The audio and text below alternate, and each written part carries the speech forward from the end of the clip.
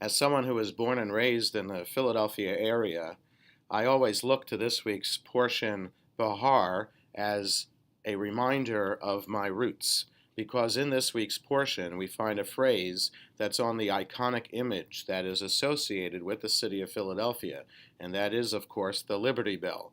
This bell, which, while I was growing up and for decades before, was found in Independence Hall, the building in which the Declaration of Independence was written and signed, and the bell was rung on July 4th, 1776. The phrase that is engraved around the bell is a phrase from this week's portion: proclaim liberty throughout the land unto all the inhabitants thereof. That phrase, of course, can absolutely be a source of inspiration for people who are fighting tyranny, as our founding fathers and those in America did against the British Empire. And so from 1776 through the next several decades, even after the end of the Civil War, the Liberty Bell was always rung as this sign, as this message of inspiration for the nation of America.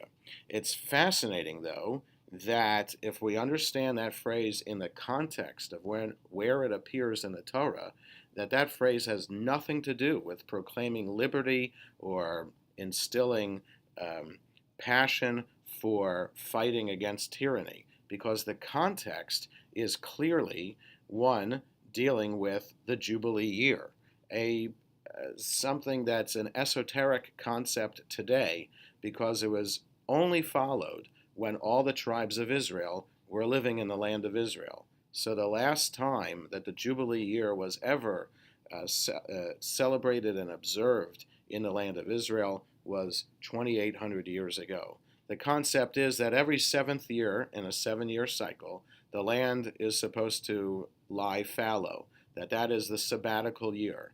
After 7 cycles of that, the 49th year is a sabbatical year, but then the 50th year is a sabbatical year as well.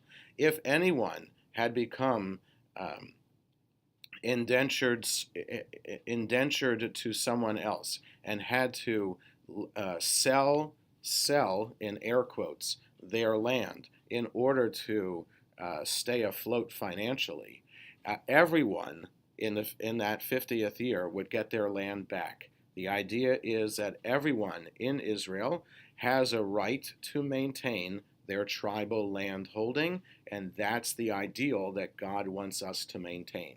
And so every 50 years, we proclaim release, not liberty, but release. The word devar is understood to be release in that context, release from these mortgages or this servitude or this loan, and to all the inhabitants, everyone in the land of Israel gets release. Now, the idea behind this is, were the founding fathers wrong in taking that phrase out of context? I would say absolutely not. Even the rabbis, from Rabbi Akiva and others in the time of the Mishnah, they always took words or phrases out of context in order to derive new meaning. Even Rabbi Akiva himself would even derive midrash, legal interpretation, from individual letters or even the decorations found in the Torah scroll on individual letters themselves. And so every phrase is subject to interpretation and is appropriate to take out of context to derive new meaning.